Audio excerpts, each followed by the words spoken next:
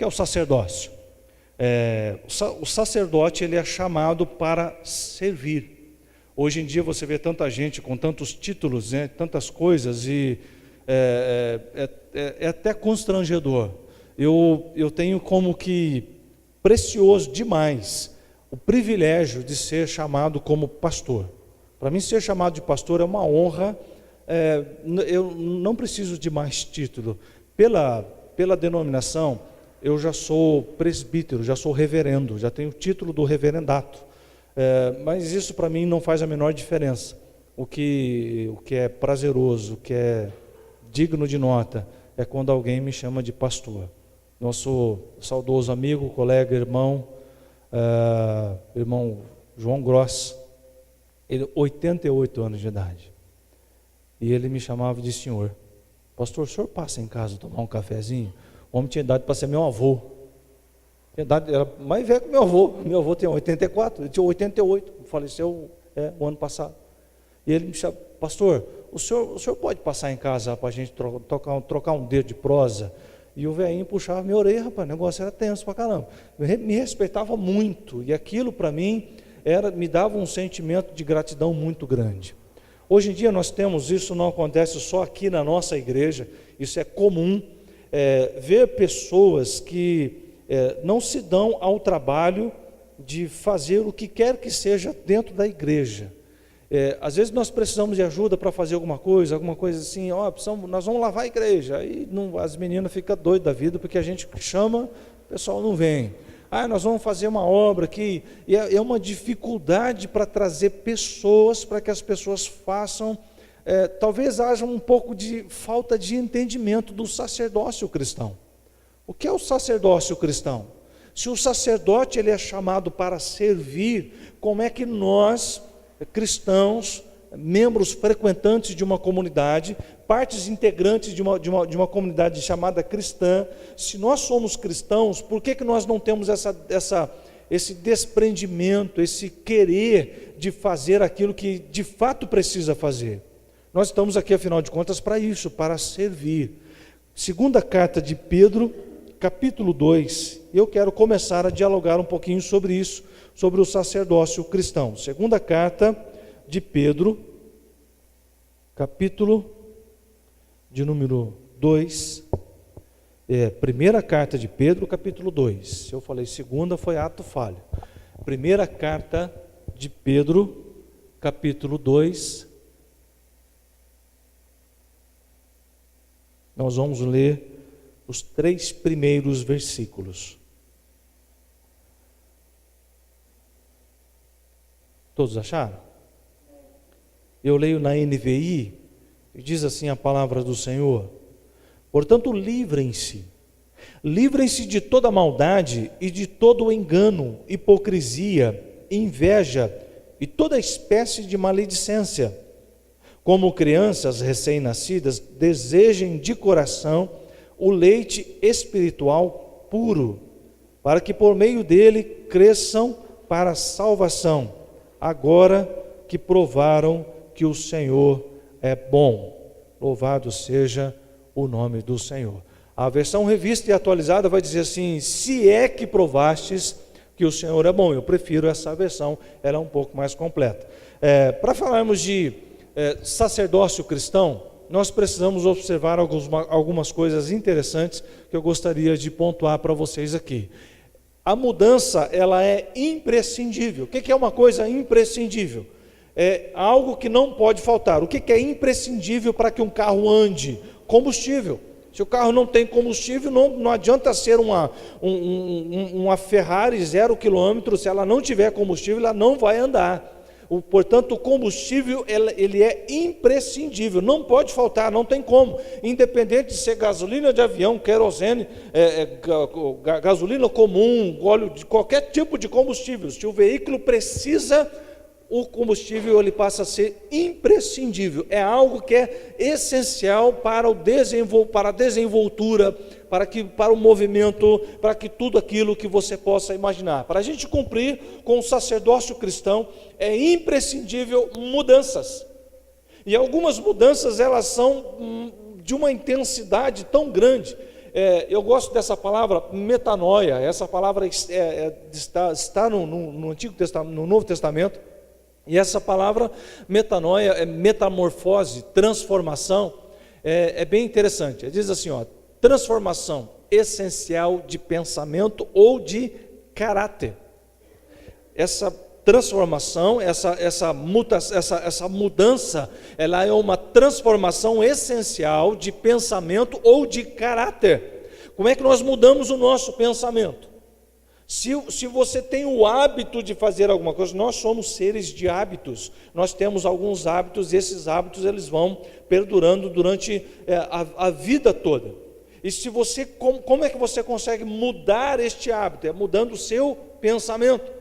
Até 1995, antes da tese de Daniel Goleman, inteligência emocional, cria-se que não era possível mudar um hábito, as sinapses neurais não era possível ser reconstruída, você desconstruir e construir novamente.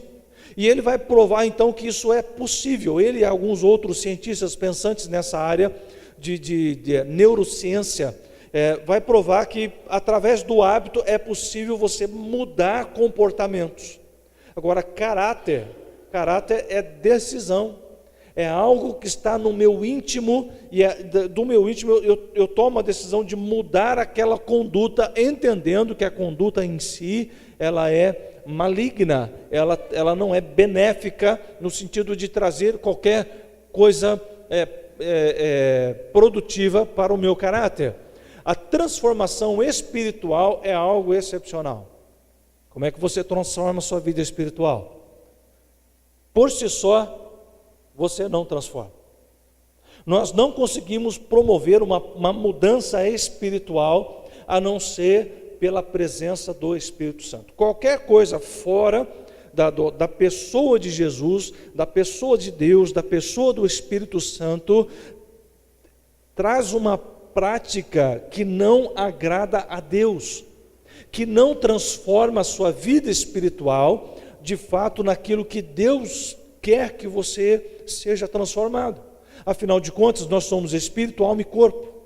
Espírito é a parte imaterial do homem que é semelhante a Deus, e a transformação espiritual obrigatoriamente passa por essa restauração da imago Dei, da imagem de Deus. Nós somos criados à imagem de Deus. E como é que é essa criação à imagem de Deus? É explicitamente isso.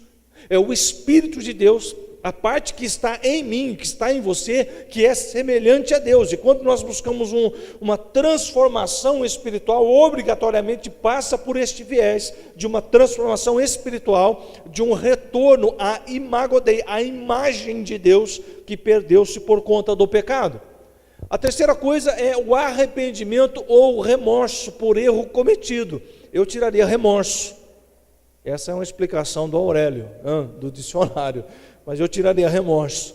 O remorso, ele gera angústia, que gera depressão, que leva à morte. O arrependimento leva uma angústia no seu coração, que te leva à presença de Deus, que traz o perdão e que alivia a alma. Portanto, essa transformação, ela é imprescindível. Não tem como você, de fato, tornar-se um sacerdote cristão, cumprir com as suas funcionalidades no sacerdócio cristão, se você não passar por essa transformação. Isso não tem idade, isso não tem um parâmetro fisiológico, não. Qualquer pessoa que crê em Jesus precisa passar por este nível de transformação. No versículo 1, ele começa com essa palavra que é muito interessante: livrem-se. O que significa livrar-se de alguma coisa? Livrem-se. Qual é a ideia do livrem-se? É interessante que essa palavra, pesquisando ela, eu precisei buscar ajuda de um colega, porque ela é uma palavra composta e ela tem assim algumas variantes muito interessantes. Livrar-se é mudança de paradigmas. Paradigma é modelo. Então, é mudar alguns paradigmas, é quebrar alguns modelos. Nós viemos carregando do nosso jeito de viver, a gente vai crescendo com algumas cargas emocionais, e aí criamos alguns modelos, tem que ser desse jeito, tem que ser assim, tem que ser assim, tem que ser assado, e acabamos por crer que a nossa vida cristã, ela vai depender exclusivamente dos nossos hábitos, do nosso jeito de viver. E esse jeito de viver, muitas vezes, ele não está de acordo com a palavra de Deus. Por isso nós precisamos quebrar esses paradigmas, mudar esses modelos, reformatar isso. É uma palavra bem nossa, né? Bem do nosso tempo, bem moderna, pós-moderna, melhor dizendo, reformatar. Formatou uma vez, formata de novo, até que você consiga então fazer a instalação final e o trem funciona direitinho. Foi o que nós fizemos com o computador ali. Instala, desinstala, instala, desinstala, instala, desinstala, até que o trem acertou a mão e aí a coisa vai embora. Então, livrar-se de quê? Mudar que paradigmas?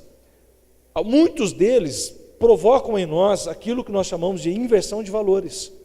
O que é inversão de valores? Você achava que aquilo era perfeitamente normal dentro do seu padrão não cristão. Hoje você está dentro de um contexto religioso evangélico, você crê no Senhor Jesus, você conhece a salvação, conhece Jesus, sabe das histórias que estão na palavra de Deus, então você entende que aquele comportamento, aquele modelo, aquele paradigma, ele não se enquadra mais aqui. E eu preciso ter uma mudança, uma inversão de valores para melhor, não para pior. Algumas pessoas entram numa experiência religiosa evangélica, vivem uma vida com Deus até certo ponto, e aí de repente resolvem voltar à velha vida. Mas que transformação que houve? Nenhuma. Por que isso acontece? A pessoa entra num contexto religioso evangélico, começa a andar e depois se afasta. Não houve uma transformação. Se você não quiser, essa transformação não acontece. Se você não abrir o seu coração, a sua mente, para que Deus possa entrar com o Espírito Santo, com a palavra, com mudança de hábitos. Por exemplo, você tinha um hábito de orar? Você não tinha um hábito de orar. E aí você perdeu o emprego. Como que você orou, né? Glória a Deus, aleluia. Não? Como que você orou fervorosamente? Está passando por um momento de crise. As tempestades, elas nos aproximam. As tempestades têm essa conotação. Mas para que esperar uma tempestade para criar o hábito de orar? Você vai criar uma intimidade com Deus com tanta intensidade que vai fazer uma diferença monstruosa na sua vida. Mas Pedro, ele vai dizer algumas coisas interessantes que nós precisamos mudar. Ele vai pontuar isso exatamente nesse texto que nós lemos aqui. A primeira dela, toda maldade. Toda maldade. Ai, pastor, mas eu não tenho maldade no meu coração. Tem certeza? O coração é enganoso, desesperadamente corrupto, diz Jeremias capítulo 17, versículo 8. Desesperadamente corrupto. Quem o conhecerá? Então, para conhecer o coração, alma, mente, você está na sua cabeça, e dentro da sua mente desenvolveu-se algum sentimento maligno que você interpreta como sendo uma coisa boa, e não é. Aí está o grande perigo. Quando chega um dado momento da história da sua vida, você vai ter um comportamento completamente avesso. Pedro está dizendo o seguinte: livrem-se de toda maldade, livrar-se de todo e qualquer comportamento indigesto ao cristianismo. O que você faz hoje que não tem nada a ver com o cristianismo? E lembrando que cristianismo é viver a palavra de Deus. Cristianismo não é simplesmente você dizer-se ser seguidor de uma determinada igreja, viver dentro de um contexto. Não, cristianismo é viver de acordo com o ensinamento da palavra. Atos capítulo 11, versículo 26, depois de ensinar durante um ano em Antioquia da Pisídia, Paulo e Barnabé, os seguidores, os discípulos dos ensinamentos de Paulo foram chamados de cristãos. Eles não foram chamados de paulinhos, diminutivo de Paulo, não, foram chamados de cristãos. Por quê? Paulo ensinava com tanto amor, com tanta dedicação, com tanta clareza, que eles viviam aquilo na intensidade. E como viviam aquilo na intensidade, o que acontece? Esses camaradas, eles andam, eles vivem, eles têm um estilo de vida que anuncia aquilo que eles aprenderam. Eles vivem como se fosse o próprio Cristo, ou seja, eles são cristãos, que é um contrativo de Cristo, um diminutivo, um contrativo. Eles foram chamados pela primeira vez de cristãos. Então, o que é que tem no seu comportamento, no seu portfólio, no seu menu de comportamentos, de atitudes, o seu palavreado, a sua maneira de viver? O que é que tem aí que precisa ser desconstruído, formatado, que precisa livrar-se desses comportamentos que desagradam a Deus, que estão contrários ao cristianismo, que são antagônicos, não tem nada a ver. E aí as pessoas estão dizendo assim: poxa, mas por que Deus não me abençoa? Por que Deus não? Por que será que Deus não faz? Será que todo o meu comportamento ele anuncia a glória de Deus? Será que a minha maneira de viver, a minha maneira de interpretar as situações, ela anuncia a glória de Deus? É exatamente essa reflexão que Pedro nos chama a fazer, a refletir. Livrem-se de toda a maldade. A segunda coisa que ele vai falar: livrem-se de todo engano. Não é de uma parte do engano, mas é de todo. Como é que você se livra do engano? Aqui uma coisa muito interessante: somente o conhecimento é capaz de libertar do engano. Só e somente o conhecimento é capaz de libertar você do engano. Que engano? Pode estar pensando que a sua vida está caminhando de forma linda e maravilhosamente bem, mas lá no fundo da sua alma, lá no fundo do seu coração, você gostaria que fosse diferente. E aí você não sabe como lidar com isso, você não sabe como lidar com as crises, você não sabe como lidar com o seu pensamento. Tudo que você precisa fazer é conhecer. Como é que você adquire conhecimento? Lendo, estudando, buscando entendimento, buscando o amor de Deus, buscando viver de acordo com a palavra de Deus, andando conforme esses princípios que nós ensinamos aqui na palavra. E se você buscar esse conhecimento, como eu acho que foi o pastor Sebastião que falou, toda vez que eu vou ler a Bíblia, eu oro e digo: Espírito Santo, ilumina o meu pensamento, me dá entendimento e me ajuda. E aí você começa a ler. Não entendeu? Leia de novo. Não entendeu? Leia de novo. Não entendeu? Pega um dicionário, português mesmo. Você não precisa dominar grego e hebraico para ler a Bíblia, já tem tanta versão em português. E aí você lê e vai grifando ali. Não tenha pressa. Não tenha pressa. Eu já dei essa dica várias vezes. Gaste, eu não gosto da palavra gastar, invista uma semana num capítulo. Eu já fiquei um ano no capítulo 2 de Lucas. Um ano. Lendo, estudando, analisando. E quanta coisa, quanta riqueza. Isso é fenomenal. Ah, pastor, então eu vou estudar só a Bíblia e não preciso fazer mais nada. Eu acho que o caminho não é bem por aí. Se você não tem nenhuma formação, busque.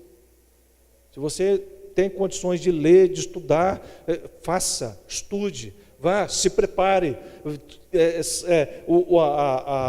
O conhecimento, ele abre a janela do mundo para você. E quando você está bem fundamentado na palavra, nenhum conhecimento é perigoso.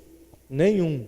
Agora, se você não estiver fundamentado na palavra, cair numa universidade não vai ser uma coisa boa. Nós tivemos semana passada, o Ricardo esteve aqui conosco. O Ricardo ele trabalha com jovens universitários e algumas experiências que ele compartilhou conosco, de fato, são muito desafiadoras. Para um jovem cristão, o tema da conversa era o jovem cristão e a universidade. Como se comportar, como viver, como estar, como sofrer as pressões que existem dentro da universidade. 80% dos professores são ateus. E aí como é que você lidar com isso? Isso é uma realidade, isso é fato. E como nós vamos lidar com este fato? Como é que a gente trabalha com essa questão? Uma vida bem fundamentada na palavra. E isso só é possível se você quebrar esse paradigma de que eu não preciso estudar, eu já sei tudo que eu sei. Não, o dia que eu souber tudo que eu sei, eu estou pronto para ser levado para o céu. Pode levar, Jesus, já deu. Enquanto eu tiver neurônio para aprender alguma coisa, eu estou pesquisando, eu estou lendo, e eu quero saber mais, para poder servir com excelência. Livre-se do engano, livre-se da hipocrisia. Já ouviu falar disso ou não? Hipocrisia é um troço tenso para caramba. O que é hipocrisia? Hipocrisia é viver aquilo que você não é. Ter um comportamento que não é seu. Usar palavras que não são suas. Como é que a gente se livra da hipocrisia? Vivendo de forma honesta em todas as áreas da minha vida. Vivendo de forma honesta. Você já fez uma oração honesta? Já fez uma oração honesta? Quando você ora assim diante de Deus, você começa a falar e você para. Diz, Deus, eu vou começar de novo. Vou começar de novo, porque na realidade minha vida está assim. Aí você rasga o coração diante de Deus. Como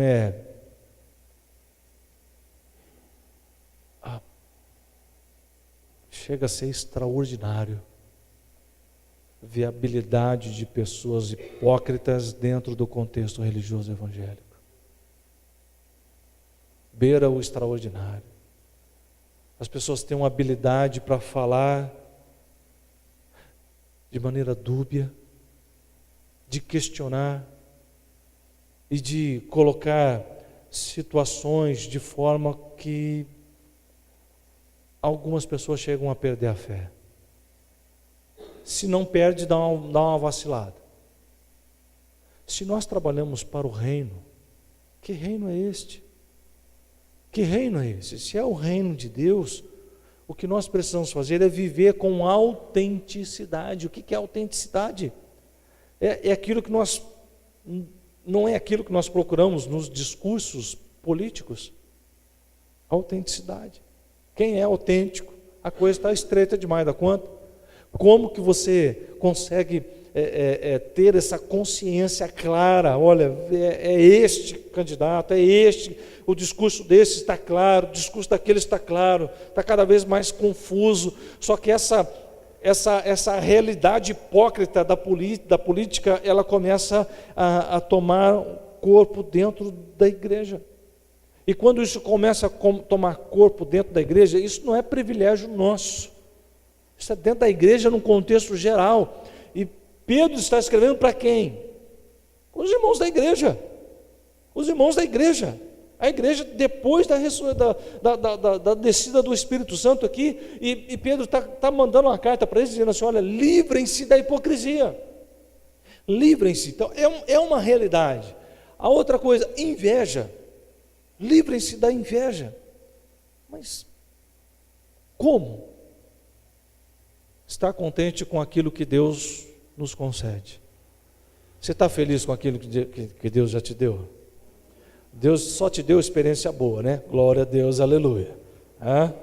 Nós passamos por experiências muito desafiadoras, ruins. Passamos por tempestades, só que você precisa ter uma coisa em mente. Nós passamos pela tempestade. A tempestade uma hora vai acabar.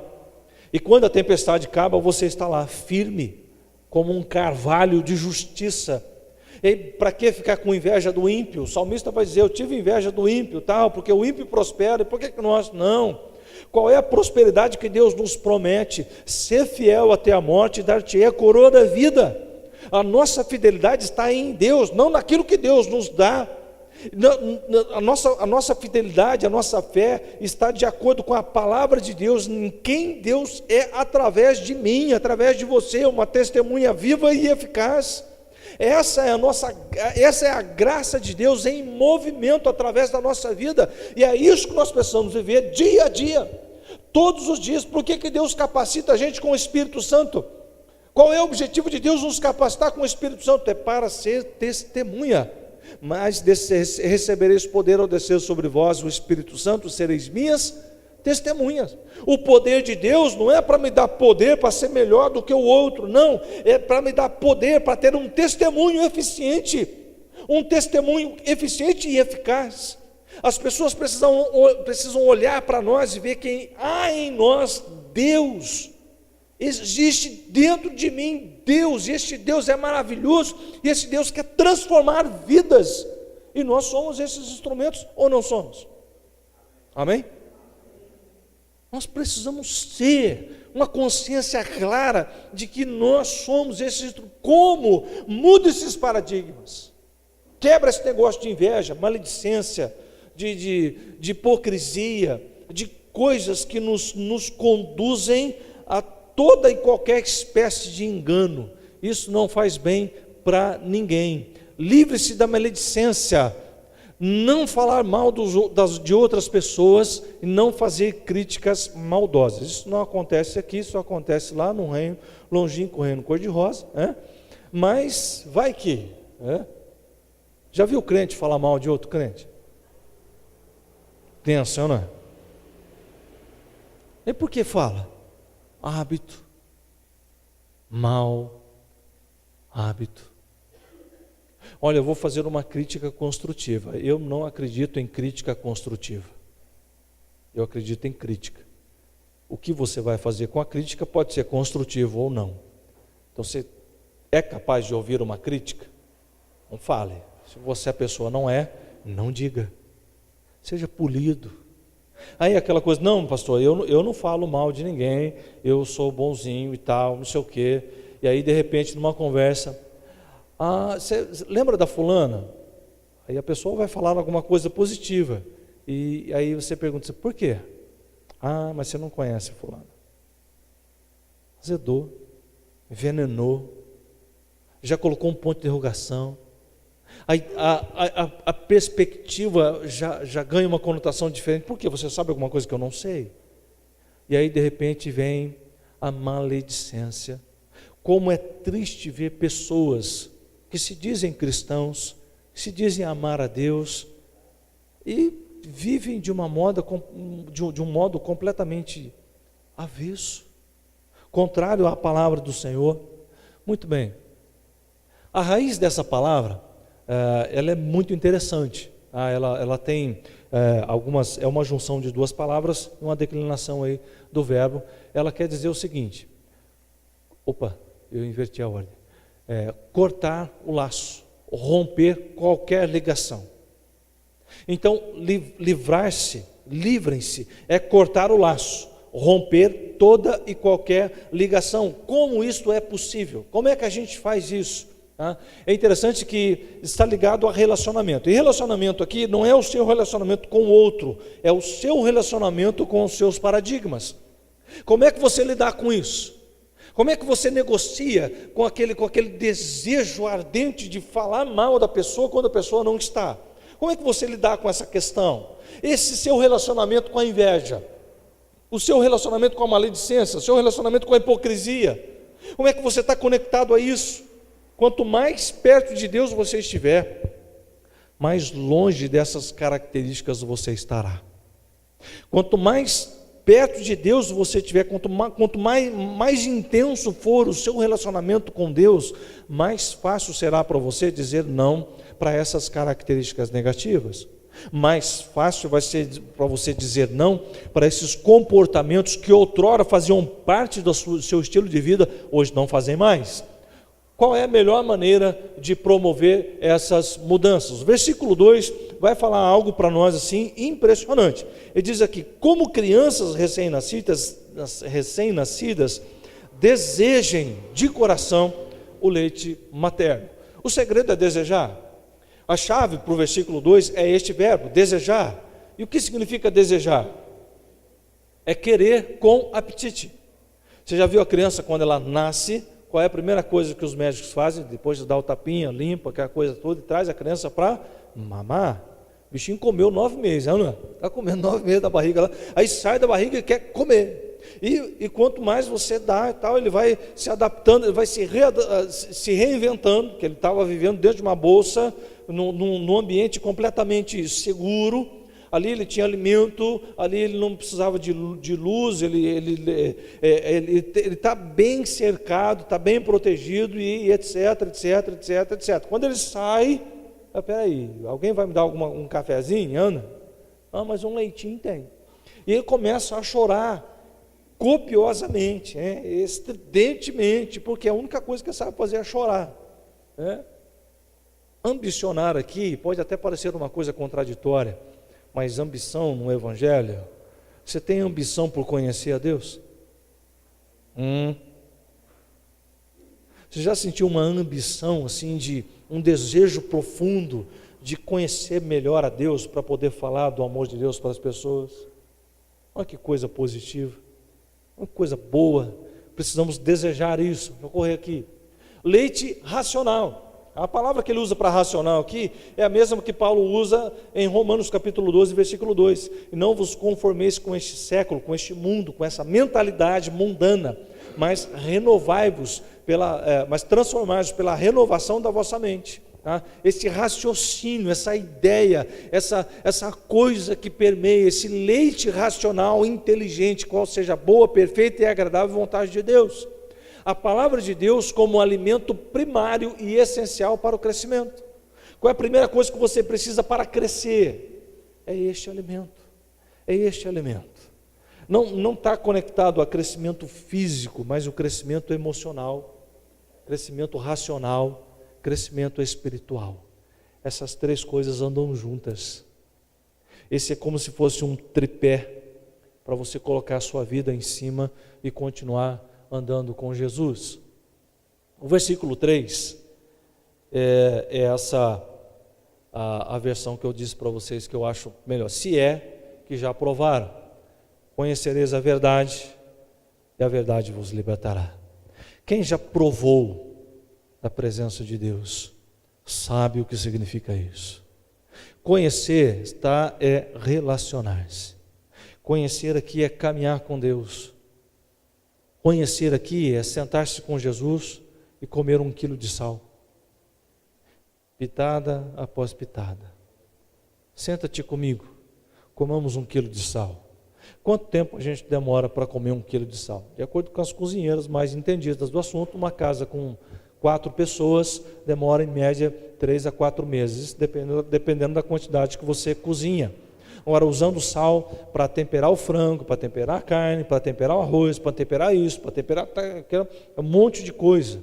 Agora imagina nós dois só, sal e água, é uma pitadinha, não é?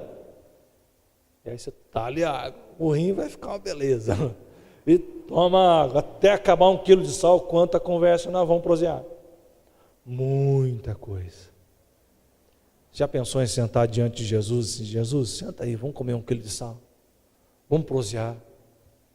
Ei, Jesus, passando por uma situação que não está muito legal não, o que eu faço? Como é que o Senhor me ajuda? E vai conhecendo a verdade.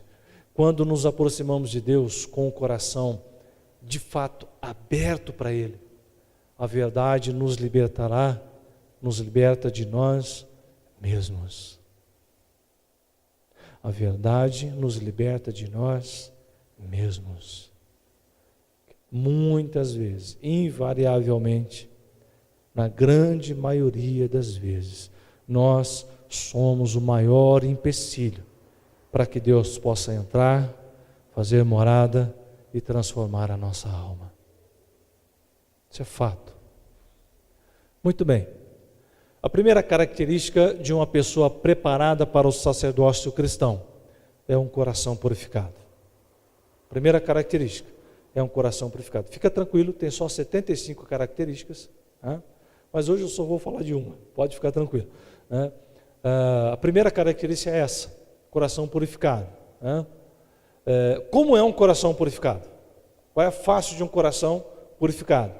Eu vou mostrar uma imagem muito forte aqui, me perdoem, eu preciso mostrar para que você entenda de fato o que revela um coração purificado. Vocês podem até me mandar embora, não querer que eu volte mais aqui, mas eu preciso mostrar isso para você, porque isso é muito sério. Tá? Como que é um coração purificado? É exatamente assim, ó.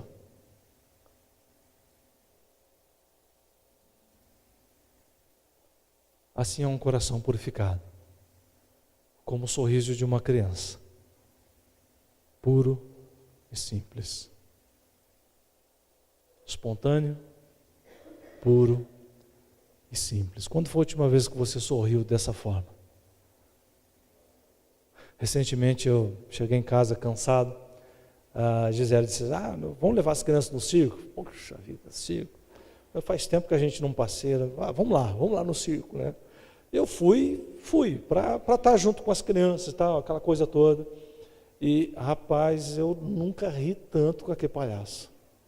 O palhaço ele não falava, mas ele comunicava de uma maneira tão extraordinária. Eu chorei de rir. Quando nós saímos, papai, o que você mais gostou no circo? Foi o palhaço. O palhaço, ele fazia aquilo com amor, com dedicação, fazia a gente rir. E eu chorei de dar risada. Quando foi a última vez que você sorriu de maneira espontânea? De maneira pura, não aquele sorriso malicioso, mas aquele sorriso gostoso e de maneira simples. Assim é um coração purificado, espontâneo, puro e simples. Como é então que nós vamos nos preparar para dar frutos?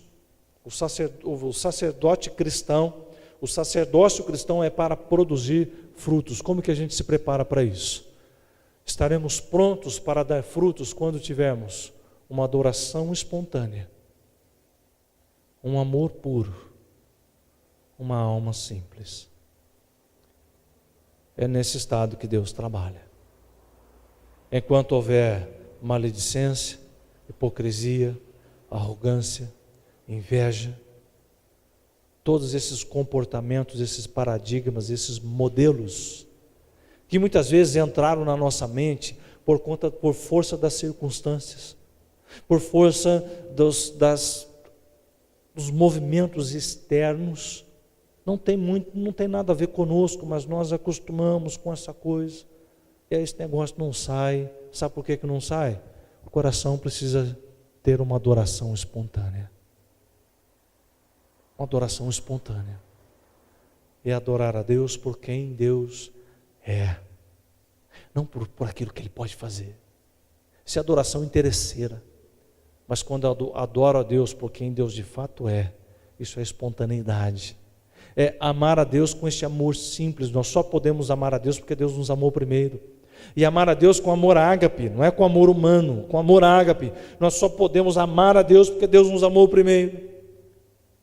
E ter uma alma simples. Uma alma simples é uma alma dócil, pronta a aprender. Só e somente dessa forma que nós conseguiremos então avançar um passo para o sacerdócio cristão. É importante isso? Não, é essencial. É essencial. O reino precisa. O reino precisa. Se nós não fizermos, Deus levantará aqueles que farão. Como diz a palavra de Deus, se nós não clamarmos, as pedras clamarão. Irmãos, as pedras estão clamando. As pedras estão clamando. Jesus disse, os campos já estão brancos para a ceifa, pronto para ser ceifado. O que nós, como igreja do Senhor, estamos fazendo neste momento? Admirando os campos brancos, mas não estamos colhendo, não estamos produzindo, não estamos indo atrás, não estamos anunciando, não estamos amando a Deus, não estamos anunciando o amor de Deus, não estamos pregando com a nossa vida, com o nosso estilo de vida, que precisa ser puro e simples. Adorador puro e simples. Adorador puro e simples. E quando nós vivemos isso com mais intensidade, as pessoas olharão para nós e verão Deus em nós. E quando elas virem Deus em você, elas vão desejar profundamente servir o Deus que você serve. Você está preparado para isso? Estamos em obras. Estamos em obras. Vamos colocar em pé, por gentileza.